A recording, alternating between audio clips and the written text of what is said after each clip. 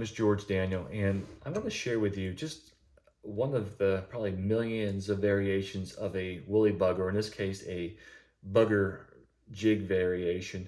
I call it the Sculp snack. And we're going to just discuss a little bit before we tie this fly, the idea behind jig fishing with a European nymphing approach or a mono approach. And with traditional streamer fishing, whether you're using a floating line, a sink tip, or a full sink and fly line, when you cast, you're putting line and leader on the water, and specifically line. Anytime you are putting a fat section of line on the water, no matter how fast the sink rate is, it's got a surface area. It's going to create surface drag and pull or swing those flies out of that strike zone. You may be able to get your fly down into the strike zone or deeper, but eventually, because the amount of surface drag that's occurring, it's going to basically start swinging upward, or it's going to have to move. It's not going to be able to stay in that zone for a long extended period of time. On the flip side, with this approach, we're using a heavily weighted fly along with either a mono or a European nymphing approach where we can cast, let the fly, which is heavily weighted, drop quickly to the bottom, and then we're going to keep all line leader off the water. And we don't deal with as much surface drag. And as a result, the fly drops fast and it stays in that strike zone for a long extended period of time. So if you think about conditions where fish are pressured, they're holding in the slow, deep sections of water, maybe the temperatures are really cold, fish just seem sluggish, or maybe the water is completely blown out and it may be dirty or muddy and those fish have less visibility. This is going to allow you to hold your fly in that strike zone and give that fly more opportunity to be seen from a trout. And this was one of the techniques I used in 2009 in my last U.S. national championships here in PA when we had a flooded water conditions, and I would just work small little tiny pockets where we had literally cows floating down in the river from a farm above, but we had the stream actually blowing out alongside the banks.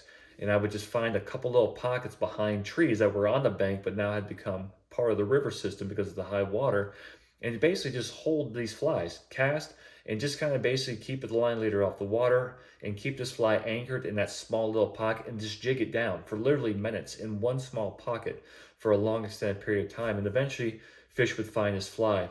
So this just has a lot of advantages when fish are just not basically in the hunting grounds, when they're moving fast or willing to move fast to chase down food items.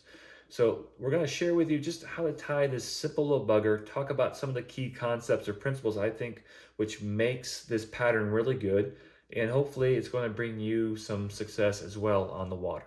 So let's see what we can do. Okay, to get started, we're going to start off with a size 2 Eric's 90-degree jig hook. It can be something similar. It doesn't have to be exactly this. This is a size 2. It doesn't have to be 90 degrees. It can be 45, 60. 90 is nice. It does give the fly, I think, a little more animation, but again, it's not that big of a deal. Some of the fishing I had done this morning, I was out of jig hooks and I was just using them on a standard, basically streamer hook, competition grade.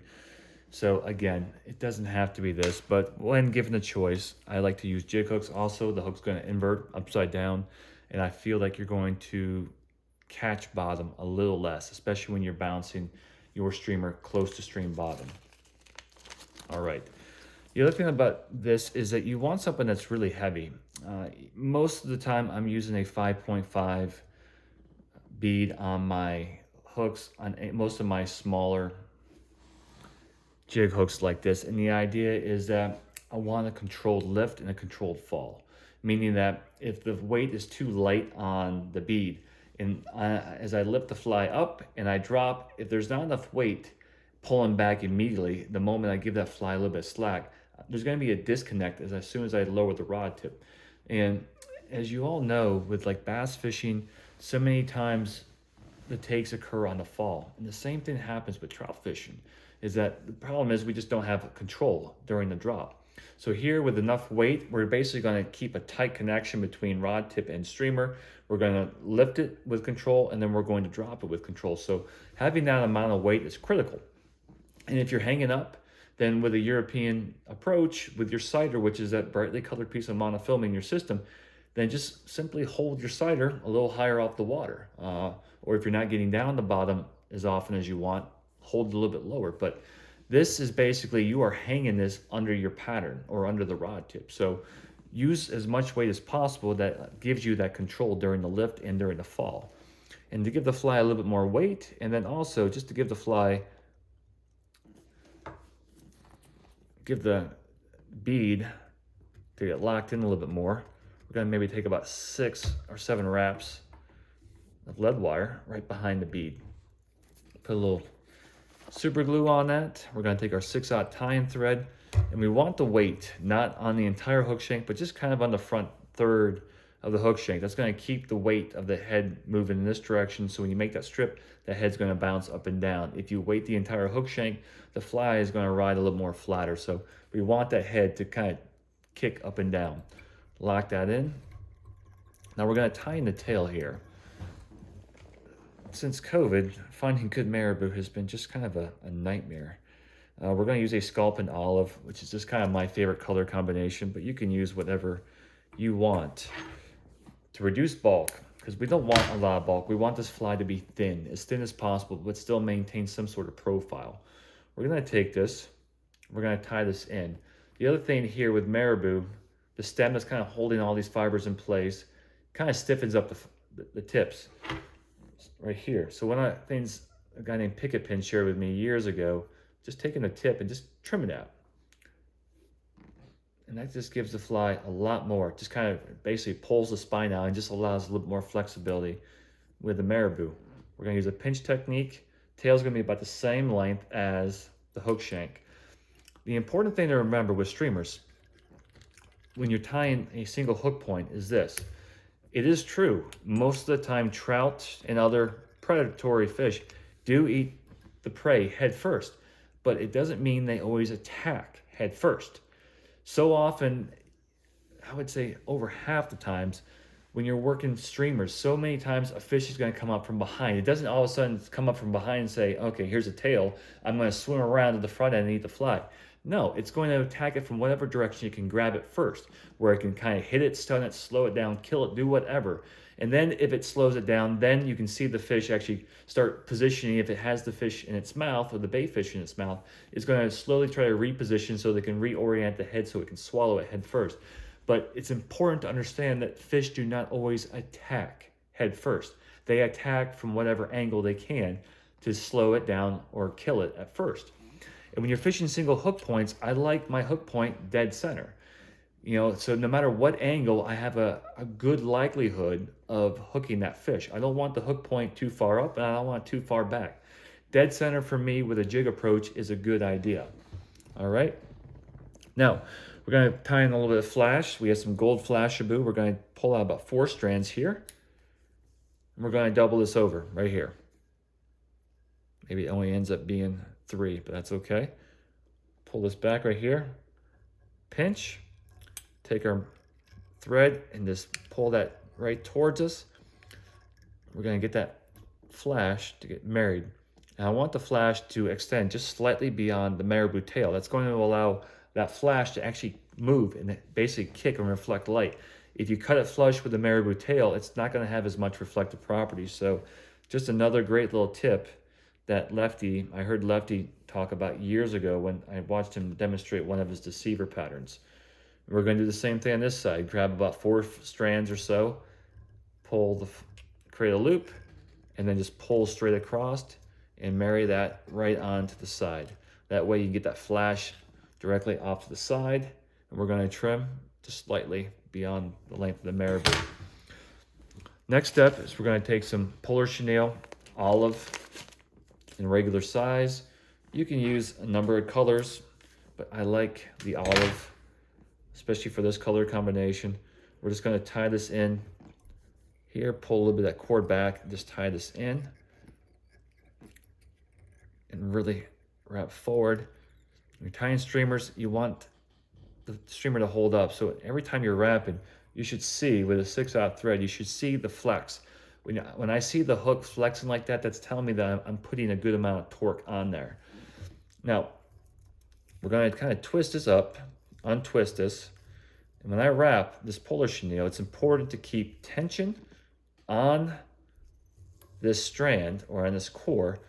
And as I make my wrap, I can kind of twist and turn just like hackle, because every time you're making a twist, this is going to turn and twist the material. So every time I make a twist, I want to untwist what I just did to get those fibers to stand as straight up as possible.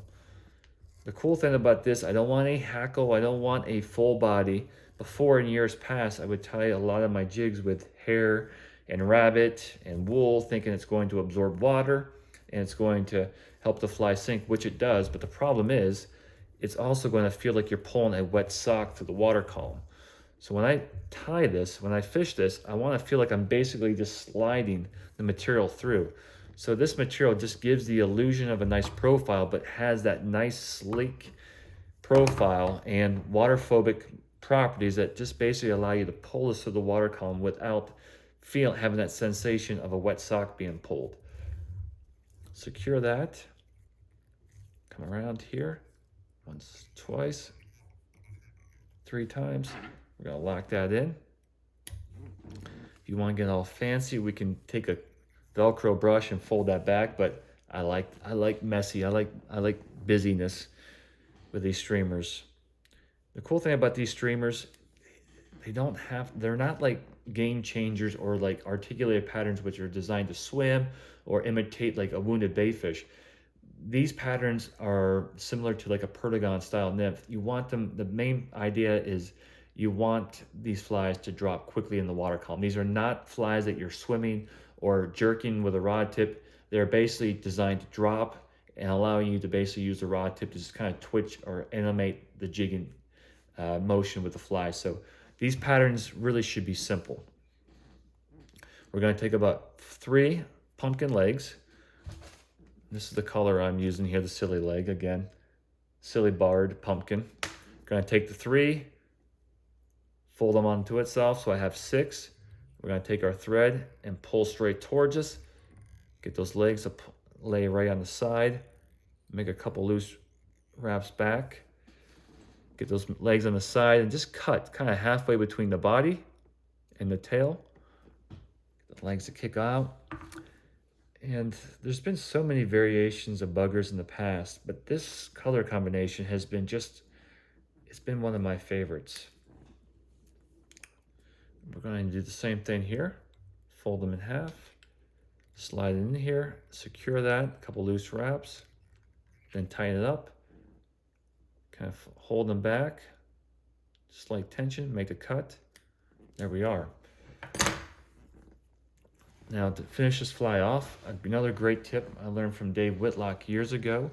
It's called his basically his super glue whip finish. You can put a little bit of super glue here. And with streamers, you shouldn't lose too many of these streamers. You're often fishing with heavier diameter tippet, so they should last a good bit. Put a little super glue also on the thread. We're going to wind the thread with the drops of super glue on top. Hold it, a little tension, release, and wherever that tag starts, we trim it off. And right there is the Sculp Snack jig. Simple and clean. And I'm going to be tying this in a variety of different colors. You can be white, it can be chartreuse. For steelhead, I often use black and purple. But find whatever works for you. And more importantly, it's how you fish the fly. Getting the fly down in that strike zone and just animating that. And one of the keys with animating these flies, obviously to get the rubber legs and get the legs and the tail to kind of twitch. When you're lifting, often it's not just a lift with the forearm. Often you are lifting and then often just like just a shake, or you can even take your finger and just tap the rod tip, but just sending like shock waves through that rod tip into the leader. And you'll see this fly just like move, undulate in the legs, and it's coming to life. And streamer fishing is about salesmanship. You have got to sell this presentation to the trout. And by just doing not just a slow up and down movement, but just a short little powerful lift and a fall with a little tap or a little twitch, sending those waves into the fly, you're just selling the presentation so much better. So I will be having a video out on basically fishing this pattern here in a couple days. And I hope this video has helped. And again, keep things simple. Enjoy your time behind the vise and on the water. And thank you for watching. And I look forward to seeing you next time. Take care.